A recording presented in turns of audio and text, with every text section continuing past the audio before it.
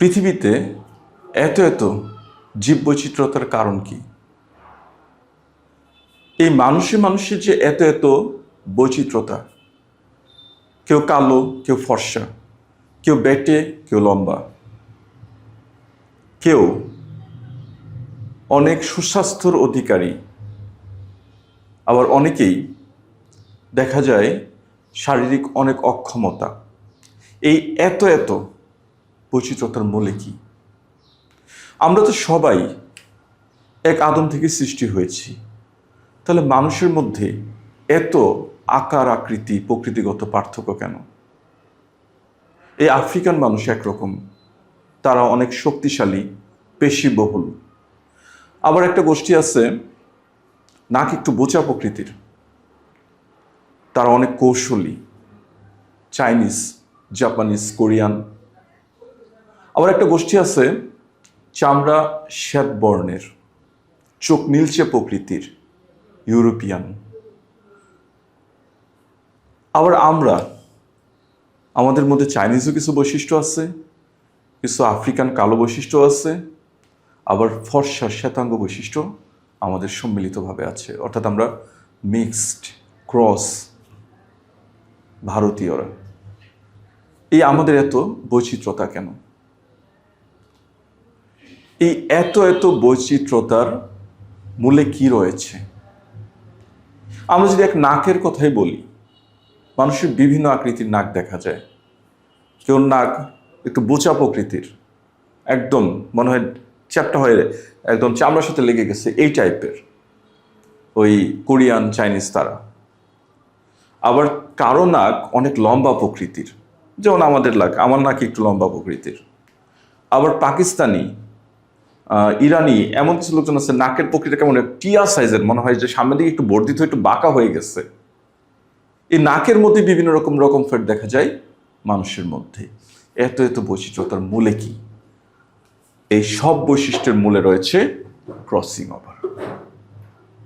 আজকে সেই crossing over, meiosis কোষ বিভাজনের একটি গুরুত্বপূর্ণ ঘটনা হলো ক্রসিং ওভার। সেই ক্রসিং ওভার সম্পর্কে জানব। সবাইকে স্বাগত জানাচ্ছি আজকের এই বিশেষ ক্লাসে।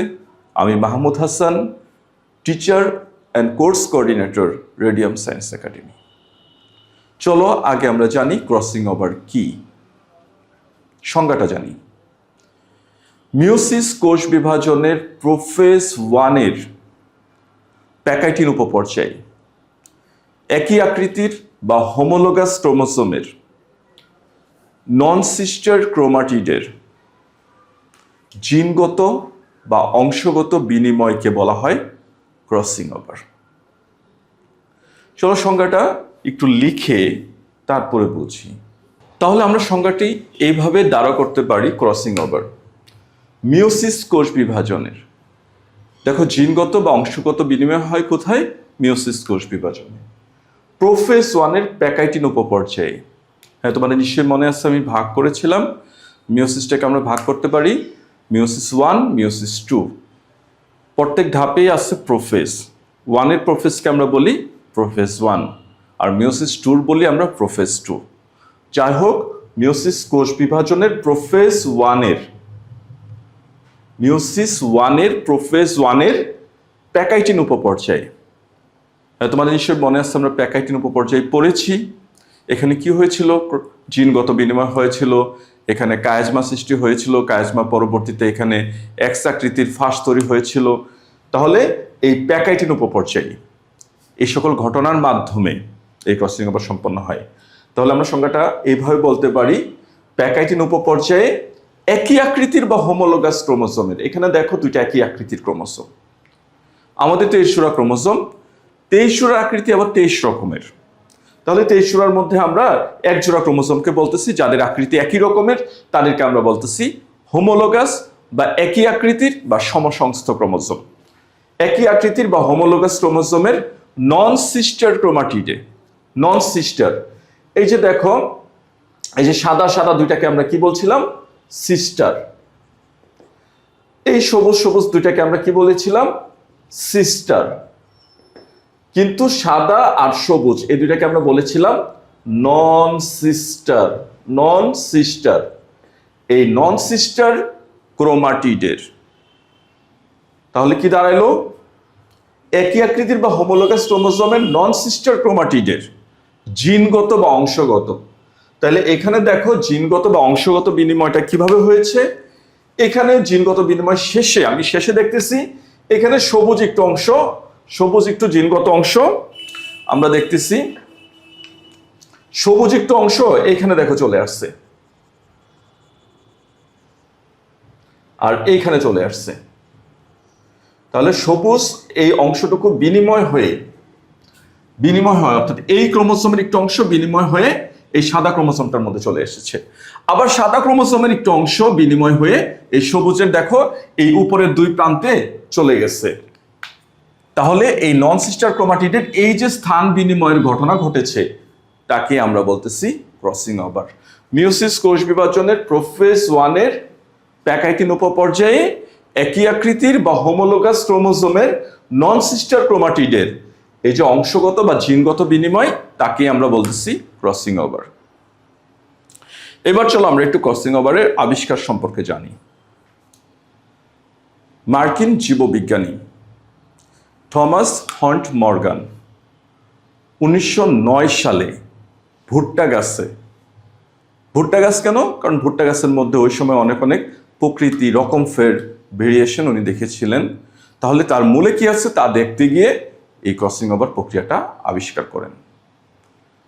থমাস হন্ট মর্গান 1909 সালে ভুট্টা গাছে এই ক্রসিং ওভার প্রক্রিয়া আবিষ্কার করেছিলেন। ভুট্টার বৈজ্ঞানিক নাম কি? জিয়া মেজ। এই জিয়া মেজ, হ্যাঁ তোমাদের নিশ্চয় মনে আছে, ভুট্টা সম্পর্কে বলেছিলাম জিয়া মেজ বৈজ্ঞানিক নাম। হ্যাঁ, জিয়া রহমান ভুট্টা খেয়ে মে মাসে মারা গেছে, এইভাবে আমরা মনে রাখতে পারি জিয়া মেজ। তাহলে এই গাছে উনি ক্রসিং ওভার আবিষ্কার করেছেন, যার জন্য পরবর্তীতে 1933 সালে তিনি নোবেল সম্মানে, নোবেল পুরস্কারে ভূষিত হয়েছেন। তাহলে আমরা ক্রসিং ওভার প্রক্রিয়া এবং ক্রসিং ওভারের আবিষ্কার সম্পর্কে জেনে নিলাম। এবার চলো আমরা জানবো ক্রসিং ওভার প্রক্রিয়ার ঘটনা।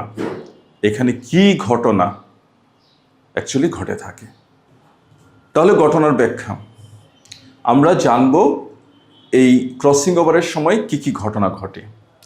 তাহলে আমি বলতেছি মিওসিসের প্রোফেজ 1 এর প্যাকাইটিন উপপর্যায়ে, প্রোফেজ 1 এর প্যাকাইটিন উপপর্যায়ে ল্যাপটোটিন পরবর্তী প্যাকাইটিন।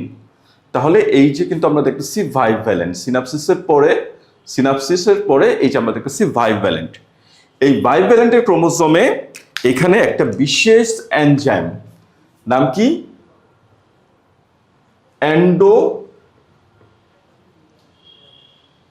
Endonuclease enzyme. এই এনজাইমটা যখন এই ভাইভ ভ্যালেন্টের ক্রোমোজোমের উপর কাজ করে, তারা সেন্ট্রোমিয়ার বাদে লম্বালম্বি ভাবে ফেটে যায়। এই যে লম্বালম্বি ভাবে আমরা দেখলাম তারা কি হলো, ফেটে গেল। ফেটে যাওয়ার পরবর্তী চিত্রটা দেখতেছি কেমন, এই যে এরকম। এখানে দেখো কি হয়েছে, এখানে ক্রোমোসোমগুলো ক্রোমাটিডে পরিণত হয়েছে। ক্রোমাটিড, ক্রোমোসোম যে লম্বালম্বি ভাবে ভাগ হয়েছে, এক একটা ভাগকে আমরা বলি এক একটা ক্রোমাটিড। তাহলে আমরা দেখতেছি এইখানে ক্রোমোসোম কি হয়েছে, এন্ডোনিউক্লিয়াস এনজাইমের প্রভাবে ভেঙে 4টি ক্রোমাটিডে পরিণত হয়। হ্যাঁ, 4টি ক্রোমাটিডে, এই 1টা 2টা 3টা 4টা, দেখো 4টা ক্রোমাটিডে পরিণত হয়েছে। এন্ডোনিউক্লিয়াস এনজাইমের প্রভাবে হোমোলোগাস ক্রোমোসোম, হ্যাঁ 4টা ক্রোমাটিডে, এন্ডোনিউক্লিয়াস এনজাইমের প্রভাবে 4টা ক্রোমাটিডে পরিণত হয়েছে। লক্ষ্য করো পরের সুন্দর আরেকটি পয়েন্ট। একই ক্রোমোসোমের ক্রোমাটিডকে বলা হয় সিস্টার ক্রোমাটিড এবং ভিন্ন ভিন্ন ক্রোমোসোমের ক্রোমাটিডকে বলা হয় নন সিস্টার ক্রোমাটিড। এই যে একই ক্রোমোসোম অর্থাৎ এই সাদা ক্রোমোসোম থেকে যে 2টা ক্রোমাটিড সৃষ্টি হয়েছে তাদেরকে আমরা বলতেছি কি? সিস্টার। এই যে সবুজ ক্রোমোসোম, তার থেকে সৃষ্টি হয়েছে 2টা ক্রোমাটিড, তাকে আমরা কি বলতেছি? Sister chromatid. কিন্তু ভিন্ন ভিন্ন ক্রোমোসোম থেকে, এখানে লক্ষ্য করো এই একটা সাদা এই একটা সবুজ, তাদের মধ্যে যে ক্রোমাটিড সৃষ্টি হয়েছে তাদেরকে আমরা বলবো নন সিস্টার নন সিস্টার ক্রোমাটিড। অর্থাৎ একই ক্রোমোসোমের ক্রোমাটিডকে বলা হবে সিস্টার ক্রোমাটিড এবং ভিন্ন ভিন্ন ক্রোমোসোমের ক্রোমাটিডকে বলা হবে নন সিস্টার ক্রোমাটিড। সিস্টার আর নন সিস্টার ক্রোমাটিডকে আমরা আলাদা করলাম, বোঝার চেষ্টা করলাম। এবার চলো পরবর্তীতে কি হয় তাই দেখি।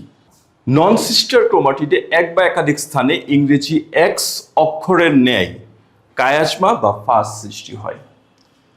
নন সিস্টার ক্রোমাটিডে অর্থাৎ এই যে দুইটার মাঝখানে এক বা একাধিক স্থান, লক্ষ্য করে দেখো এই জায়গাটুকু আমরা কেমন দেখতেছি, সাদা ক্রোমোসোমটা তার ক্রোমাটিডের অংশটা এরকম ভাবে আছে আর সবুজ ক্রোমাটিডের অংশটা এইভাবে আছে।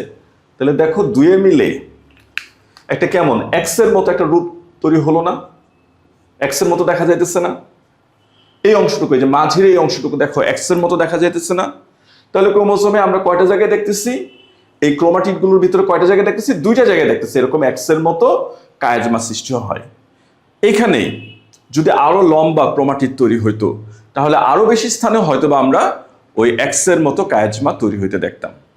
তোমাদের নিশ্চয়ই মনে আছে প্রোফেজ 1-এর জাইগোটিন ল্যাপটোটিন, ওই তখন আমরা কি দেখেছিলাম, ক্রোমোসোমের মধ্যে ক্রোমোমিয়ার সৃষ্টি হয়। ক্রোমোমিয়ার গুটিগুলো মনে আছে নিশ্চয়ই, ওই গুটিগুলোই নির্ধারণ করে কোথায় কায়াজমা সৃষ্টি হবে। তাহলে এক বা একাধিক স্থানে নন সিস্টার ক্রোমাটিডের এক বা একাধিক স্থানে ইংরেজি এক্স এর মতো কায়াজমা সৃষ্টি হয়। বাস্তবে কায়াজমা কিন্তু এইভাবে না। বাস্তবে কায়াজমা কিভাবে সৃষ্টি হয় চলো দেখি। দেখলে তো বাস্তবে কায়াজমা কিভাবে সৃষ্টি হয়। দেখো কায়াজমাটা কিভাবে সৃষ্টি হয়েছে, একদম একটা ফাঁস তৈরি করেছে। অর্থাৎ ক্রোমাটিডের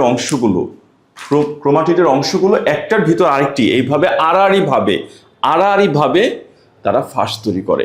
আমাদের বই কিভাবে দেখানো হয়েছে, আমাদের বই জাস্ট দেখানো হয়েছে জাস্ট টাচ করে আছে এইভাবে দেখানো হচ্ছে যে একটার সাথে আরেকটা জাস্ট লেগে আছে, এরকম ভাবে না, তারা এইভাবে আড়াআড়ি ভাবে ফাঁস তৈরি করে। অর্থাৎ একটা আরেকটা অংশকে এইভাবে, আমরা দেশি ভাষায় বলি কেওড়া মাইরা, এইভাবে একদম ফাঁস তৈরি করিয়া ধীরভাবে এই কায়াজমা সৃষ্টি হয়। এই কায়াজমা স্থানে কিন্তু এসে ওই বিশেষ এন্ডোনিউক্লিয়াস এনজাইমটা আবার কাজ করে। এন্ডোনিউক্লিয়াস এনজাইম মনে আছে নিশ্চয়ই, ওইটা ক্রোমোসোমের মাঝ বরাবর ফাটিয়েছিল, অর্থাৎ তখন তারা ক্রোমাটিডে পরিণত হয়েছিল। এবার যখন এন্ডোনিউক্লিয়াস এনজাইম কাজ করবে, এই ক্রোমাটিডের কি অবস্থা হবে, এই ক্রোমাটিডের অংশগুলোর কি অবস্থা হবে চলো দেখি। তাহলে বোঝো অবস্থা, এখানে এন্ডোনিউক্লিয়াস এনজাইম যখন এসে কাজ করে, পরবর্তীতে দ্বিতীয়বার যখন আবার এসে এন্ডোনিউক্লিয়াস এনজাইম কাজ করে এবং কায়াজমা অঞ্চলে ব্যাপক বিকর্ষণ বল দেখা যায়। আমরা পড়েছিলাম ডিপ্লোটিন দশায়, নিশ্চয়ই মনে আছে যে কায়াজমা প্রান্তের দিকে সরে যেতে থাকে, প্রান্তীয়করণ, টার্মিনালাইজেশন, তখন এখানে একটা ব্যাপক বিকর্ষণ বল দেখা যায়। আগেই বলেছি ফাঁস আড়াআড়ি ভাবে ধরে রেখেছে, এন্ডোনিউক্লিয়াস এনজাইম কাজ করেছে, এখানে আবার ফাঁস বিকর্ষণ বল কাজ করেছে, সে সব মিলে এখানে একটা ব্যাপক চাপ হয়। এই চাপের কারণে ক্রোমাটিডের অংশগুলো দেখো কিভাবে ছিঁড়ে গেছে, কিন্তু ছেঁড়া অংশগুলো কিন্তু এখানে আসছে। তাহলে এইভাবে এন্ডোনিউক্লিয়াস এনজাইমের প্রভাবে এই স্থানগুলো ছিঁড়ে যায়, কিন্তু ছেঁড়া অংশগুলো আমরা দেখতেছি এখানেই অবস্থান করতেছে। চলো দেখি তারপরে কি হয়। এখানে আরেকটি বিশেষ এনজাইম এর পরবর্তী অংশে কাজ করবে, দেখি তারা কিভাবে কাজ করে। চিত্রে লক্ষ্য করো, এই পরবর্তী ধাপে আমরা দেখতেছি এইখানে আবার একটা এনজাইম, কি এনজাইম এসে কাজ করে, লাইগেস এনজাইম। লাইগেস এনজাইম যখন এসে কাজ করে, এই ছিঁড়া অংশগুলো এসে জোড়া লাগিয়ে দেয়। তাহলে কিভাবে জোড়া লাগিয়েছে, কাছাকাছি যে এনজাইমগুলো আছে তাদের মধ্যেই জোড়াটা লাগিয়ে দিয়েছে, কাছাকাছি অবস্থিত। অর্থাৎ এই সবুজ অংশের সাথে এই সাদা ক্রোমোসোমের এই ছিঁড়া অংশটুকু, আবার এই সাদা অংশের সাথে এই সবুজ অংশের ছিঁড়া অংশটুকু, এখানেও দেখে একই অবস্থা, সবুজের সাথে সাদা আর সাদার সাথে সবুজ, এই অংশগুলো এসে জোড়া লাগিয়ে দেয় কোন এনজাইম, এই ligase enzyme, DNA ligase enzyme. আর এই লাইগেস এনজাইম জোড়া লাগিয়ে দেওয়ার পরবর্তী চিত্রটাই দেখো কেমন দেখা যাচ্ছে। অর্থাৎ এই ক্রোমোজোমে আমরা দেখতেছি অংশ বিনিময় হয়ে গেছে, অংশ বিনিময়কৃত ক্রোমোসোমের ক্রোমাটিড বিশিষ্ট আমরা নতুন ক্রোমাটিড সৃষ্টি হয়েছে দেখতেছি। তাহলে এই ঘটনাই হলো সম্মিলিতভাবে ক্রসিং ওভার। তাহলে আমরা সংজ্ঞার সাথে আবার একটু মিলিয়ে নিই। মিওসিস কোষ বিভাজনের প্রোফেজ 1-এর মূল ঘটনাটা ঘটে প্যাকাইটিন উপপর্যায়ে। এই প্যাকাইটিন উপপর্যায়ে একই আকৃতির বা হোমোলোগাস ক্রোমোসোমের নন সিস্টার ক্রোমাটিডের এই কায়াজমা স্থানে জিনগত বা অংশগত বিনিময়, অ্যান্ডোনিউক্লিয়াস এনজাইমের কারণে ক্রোমাটিডগুলো ভেঙেছে, লাইগেস এনজাইমের কারণে ক্রোমাটিডগুলো জোড়া লেগেছে এবং নতুন বৈশিষ্ট্যের নতুন ক্রোমাটিড বিশিষ্ট ক্রোমোসোম সৃষ্টি হচ্ছে তা দেখতে পাচ্ছি। এভাবেই নতুন বৈশিষ্ট্য, পিতামাতার সম্মিলিত বৈশিষ্ট্য সন্তান সন্ততিতে বাহিত হয়। আমি প্রথমেই প্রশ্ন করেছিলাম যে আমরা হুবহু একরকম নয় কেন? এক আদম থেকে সৃষ্টি হয়েছি, আমাদের সবার আকৃতি তো একই রকম হওয়ার কথা, আকার, আকৃতি, বর্ণ, চেহারা সবই একরকম হওয়ার কথা। হচ্ছে না এই ঘটনাটার জন্যই, ক্রসিং ওভারের জন্য। তাহলে এটা কি উপকার আছে? ক্রসিং ওভারের ফলে কি লাভ হয়? ক্রসিং ওভারের গুরুত্ব কি? আমরা এই অংশটি তার পরবর্তীতে দেখার চেষ্টা করব। চলো দেখি ক্রসিং ওভারের গুরুত্ব কি। 1, মিউটেশন সৃষ্টি। মিউটেশন হলো ক্ষুদ্র ও ধারাবাহিক পরিবর্তন। ক্রোমোজোমের ভিতরে তথা ডিএনএর ভিতরে, ডিএনএর আরও ভিতরে যে নাইট্রোজেনাস বেস আছে তাদের সজ্জা পরিবর্তন ঘটে এই মিউটেশনে। তাহলে এই যে ক্রোমোজোমের ভিতরে, ডিএনএর ভিতরে, জিনের ভিতরে যে ক্ষুদ্র পরিবর্তন এবং এই পরিবর্তনটা বংশ পরম্পরায় চলে যাচ্ছে, তবে তাকে আমরা বলতেছি মিউটেশন। তাহলে এই মিউটেশনের মূল ঘটনা কিন্তু এই ক্রসিং ওভারের মধ্যে ঘটতেছে। এই মিউটেশনের কারণেই দুটি জীব হুবহু কখনো একরকম হয় না, অভিন্ন যমজ। অর্থাৎ যখন যমজ হয়, একটা ডিম্বাণু থেকে যখন যমজটা হবে তাকে আমরা বলি অভিন্ন যমজ। হ্যাঁ, ক্লিভেজ কালে ওই একটা ডিম্বাণু থেকে প্রথম ভাগ হয়ে দুইটা কোষে পরিণত হয়, হ্যাঁ, নিষেকের পরে। তো তখন যে যমজটা হয় তাকে আমরা বলি অভিন্ন যমজ, যাদের চেহারা, আকার, আকৃতি, ইভেন এখানে সেক্সও, ছেলে হলে দুটাই ছেলে হবে, মেয়ে হলে দুটাই মেয়ে হবে। তাদের মধ্যে আমরা পার্থক্য দেখি কিসের জন্য? এই ক্রসিং ওভারের জন্য। তাহলে এইভাবে জীবের মধ্যে, একই প্রজাতির জীবের মধ্যে, হ্যাঁ, পাশাপাশি ভাই বোনের মধ্যে পর্যন্ত তাদের মধ্যে পার্থক্যর কারণেই কি হয়? নতুন প্রকরণ সৃষ্টি হয়। হ্যাঁ, তাহলে এই প্রকরণের মূল হাতিয়ারই হলো এই ক্রসিং ওভার। এই প্রকরণের কারণেই সৃষ্টি হয় প্রজাতিগত প্রকরণ। প্রজাতিগত প্রকরণ, পৃথিবীতে এত এত প্রজাতি, এই সব প্রজাতির সৃষ্টির মূলে রয়েছে, সকল প্রজাতির সৃষ্টির মূলে রয়েছে এই ক্রসিং ওভার। এই ক্রসিং ওভার হচ্ছে প্রজাতির মধ্যে নতুন নতুন ভ্যারাইটিস তৈরি হচ্ছে, জাত তৈরি হচ্ছে। প্রজাতিগত প্রকরণের সাথে জিনগত প্রকরণ আসে এই ক্রসিং ওভারের কারণে। এই জিনগত প্রকরণের কারণে নতুন নতুন বৈশিষ্ট্য, জীবের মধ্যে নতুন নতুন বৈশিষ্ট্য, এবং একই প্রজাতির জীবের মধ্যে দেখা যায় তারপরও নতুন নতুন বৈশিষ্ট্য ধীরে ধীরে আগমন ঘটতে থাকে। মানুষের মধ্যে অনেক অনেক বৈশিষ্ট্যের আগমন ঘটেছে। একটা সময় কিন্তু আমরা এই বৃদ্ধ আঙ্গুল সহ অন্যান্য আঙ্গুল এই পুরোপুরি মুষ্টিবদ্ধ করতে পারতাম না। আমরা হাতের আঙ্গুলগুলো শুধুমাত্র অল্প একটু মুষ্টিবদ্ধ করতে পারতাম না। আমরা ভাত এইভাবে খাইতাম, কিন্তু এখন আমরা সুন্দর করে ভাত মাখিয়ে হাতের আঙ্গুলগুলো খুব সুন্দরভাবে নাড়াচাড়া করতে পারি। আমরা ফিউচারে যেভাবে আমরা মোবাইল ব্যবহার করতেছি আঙ্গুল দিয়ে, আমাদের হাতের আঙ্গুলগুলো আরো বড় বড় হবে, তার বিস্তৃতি আরো বাড়বে, সে আরো লম্বা হবে। আমরা কম্পিউটারে যে ওই যে কিবোর্ডগুলো চাপাচাপি করতেছি, আমাদের আঙ্গুলগুলো আরো বড় হবে। এই সব প্রকরণের মূলে রয়েছে এই যে সকল পরিবর্তন, এই পরিবর্তনের মূলে রয়েছে এই প্রজাতিগত ও জিনগত প্রকরণ, জিনের ভিতরে প্রকরণ, জিনের ভিতরে বৈচিত্র্যতা সৃষ্টি। এই প্রকরণগুলো, জিনগত প্রকরণ, প্রজাতিগত প্রকরণ, এরা যখন আরো বড় পরিসরে যাবে, নতুন নতুন যখন অনেক অনেক প্রজাতির সৃষ্টি হবে এবং প্রজাতির মধ্যে বিশাল রকমের বৈচিত্র্যতা আসবে, তখন হবে অভিব্যক্তি বা বিবর্তন।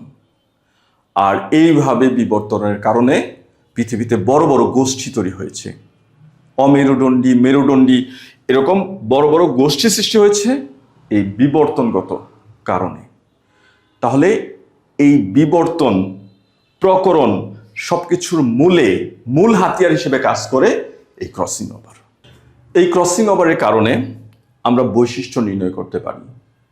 জিন কোথায় ভেঙেছে, কোথায় বৈশিষ্ট্যের পরিবর্তন ঘটেছে, আরো সূক্ষ্মভাবে বললে কোথায় ক্রোমোমিয়ার এসে অবস্থান করেছিল। ক্রোমোমিয়ার দিয়েই তো পরবর্তীতে ক্রসিং ওভারের সূত্রপাত ঘটে, আমি আগেই বলেছিলাম। তাহলে সেই ক্রোমোমিয়ার বিন্দুর অবস্থান নির্ণয় করে, জিনের অবস্থান নির্ণয় করে, কায়েজমার অবস্থান নির্ণয় করে, ভাঙা অংশ কোথায় ভেঙেছে তা নির্ণয় করে আমরা জিনের কার্যকরী অবস্থান নির্ণয় করতে পারি, জিনের অবস্থান নির্ণয় করতে পারি। ক্রোমোসোমের অবস্থান যখন আমরা সব নির্ণয় করতে পারবো, যখন মানুষের প্রায় সব নির্ণয় হয়ে গেছে, তখন আমরা একটা জিনের ম্যাপ তৈরি করতে পারবো।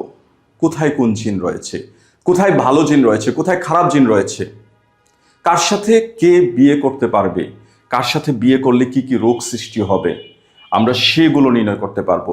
বংশগত কি কি রোগ হওয়ার সম্ভাবনা আছে, কোথায় রোগের জন্য কোন জিনটি থাকে, কোন জিনটি অপসারণ করলে আমরা সেই রোগ থেকে চিরতরে মুক্তি পাবো, এই সকল নির্ণয় করতে পারবো। অর্থাৎ ক্রোমোসোমের ম্যাপ গঠন করতে পারবো। আর সবকিছু হবে কিসের জন্য?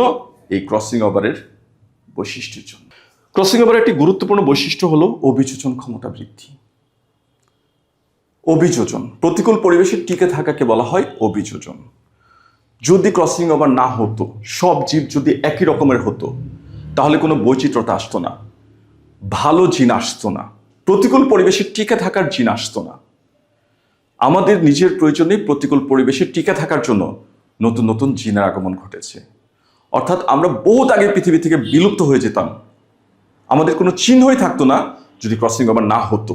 প্রয়োজনের তাগিদে, জীবের প্রয়োজনের তাগিদে ক্রসিং ওভার তৈরি হয়েছে। যারা ভালো ভালো জিন নিয়ে, ভালো ভালো বৈশিষ্ট্য নিয়ে পৃথিবীতে ছিল, সেই প্রজাতি, সেই জীবই পৃথিবীতে টিকে রয়েছে। অর্থাৎ টিকে থাকার অভিযোজনের মূল হাতিয়ার হলো এই ক্রসিং ওভার। ক্রসিং ওভারের কারণে নতুন নতুন বৈশিষ্ট্য এসেছে, অভিযোজন কারণে সেই বৈশিষ্ট্যগুলোর কারণে, সেই বৈশিষ্ট্য নিয়ে আমরা পৃথিবীতে বর্তমান পর্যন্ত সুন্দরভাবে টিকে আছি। সুপ্রজনন বিদ্যায় কৃত্রিম উপায়ে ক্রসিং ওভার ঘটিয়ে আমরা 10ম অধ্যায়ে পড়ব হাইব্রিডাইজেশন। উদ্ভিদ প্রজননের মধ্যে আমরা পড়ব হাইব্রিডাইজেশন। ভালো বৈশিষ্ট্য চিহ্নিত করে সেই জিনগুলো রেখে খারাপ বৈশিষ্ট্য অপসারণ করব, এবং ভালো ভালো বৈশিষ্ট্যের সমন্বয় ঘটিয়ে আমরা নতুন নতুন জাত সৃষ্টি করব। ধরে নেই ধানের একটা প্রজাতি, আমাদের দেশি ধান, অনেক ভালো খেতে, সুস্বাদু, কিন্তু ফলন হয় খুবই সামান্য। বিপরীতে একটা জাপানিজ টাইপের একটা ধান, যার ফলন হয় অনেক বেশি, কাঠাপ্রতি 20 মণ, যেখানে আমাদের দেশি ধান কাঠাপ্রতি হতো 1 থেকে 1.5 মণ। এখানে ওই জাপানিজ ধান হবে 20 মণ, কিন্তু খেতে খেতে একদম অখ্যাতি। কি খাচ্ছি কিছুই বোঝা যায় না, পানির মতো লাগে, যে একদম কোনো টেস্ট নেই, কোনো স্বাদ নাই খেতে, এমন একটা ধান, কিন্তু ফলন বেশি। তাহলে এই দুইটাকে আমরা সংমিশ্রণ করি, আমাদের দেশি ধান স্বাদ বেশি, আবার ওই বিদেশি ধানটা অনেক বেশি ফলন হয়। তাহলে আমরা দুইটাকে ক্রস ঘটিয়ে, এই ক্রসিং ওভারের মাধ্যমে ক্রস ঘটিয়ে নতুন প্রজাতি তৈরি করতে পারি। সুপ্রজনন বিদ্যায় নতুন ফসলি জাত তৈরিতে এই ক্রসিং ওভার গুরুত্বপূর্ণ ভূমিকা রাখে, এবং এইভাবে ক্রসিং ওভারকে কাজে লাগিয়ে আমরা হাইব্রিডাইজেশন করতে পারতেছি, নতুন জাত তৈরি করতে পারতেছি, হাইব্রিড জাত তৈরি করতে পারতেছি। এই হলো ক্রসিং ওভারের গুরুত্ব। আমরা অনেকগুলো গুরুত্ব দেখেছি। ক্রসিং ওভারের কারণে আমরা কি কি করতে পারি?